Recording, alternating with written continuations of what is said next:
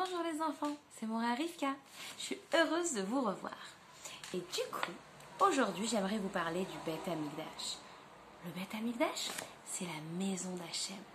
Il y a très longtemps, les Juifs ont construit une maison pour Hachem, parce qu'Hachem voulait habiter avec eux, au milieu d'eux, dans la même terre, la terre d'Israël, que les Juifs.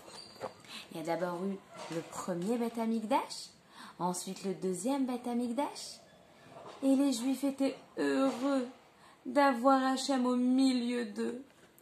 Eux, ils pouvaient habiter tout autour du Beth Amikdash, mais au milieu, seulement certains pouvaient rentrer.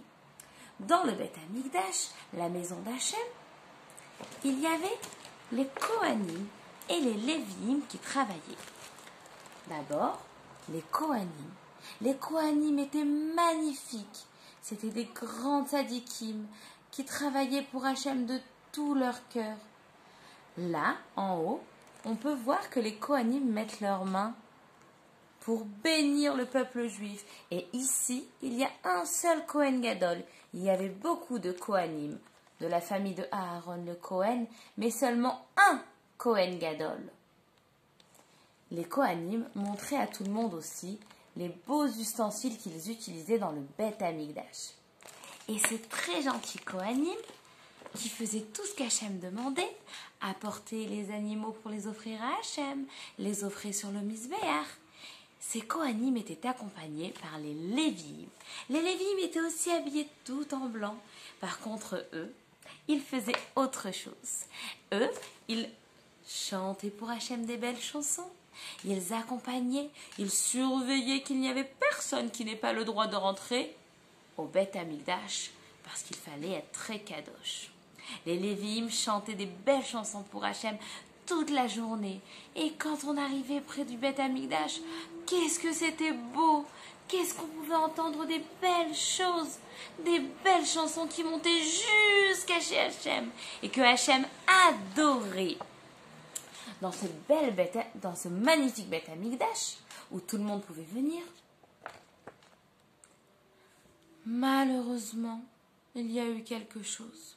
C'est que les Babyloniens sont venus et ont détruit le premier Beth Amikdash. Les Juifs étaient très tristes, et Hachem aussi, mais ils ont dit « Top.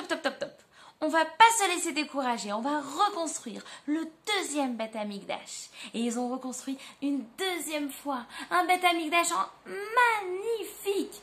Et ils étaient heureux d'avoir encore une fois la maison d'Hachem au milieu d'eux. Malheureusement, des années et des années après, ce ne sont pas les Babyloniens, mais les Romains cette fois-ci qui sont venus et qui ont brûlé et détruit le Beth Amikdash. Mais les enfants, on ne doit pas être triste. Vous savez pourquoi? Oui, c'est vrai qu'Hachem n'a plus de maison au milieu de nous. Mais, à chaque fois qu'on fait une mitzvah, Hachem rajoute une brique dans le Beth Amikdash qui est dans le ciel.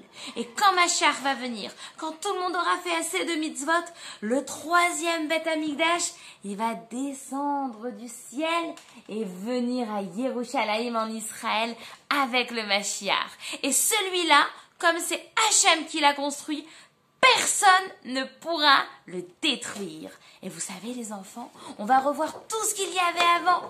Par exemple, dans le Beth Amikdash, on voit tous les Kohanim qui travaillent. Dedans, il y avait des magnifiques choses. Là, sur le Misbéach, ils offrent les animaux, les korbanot.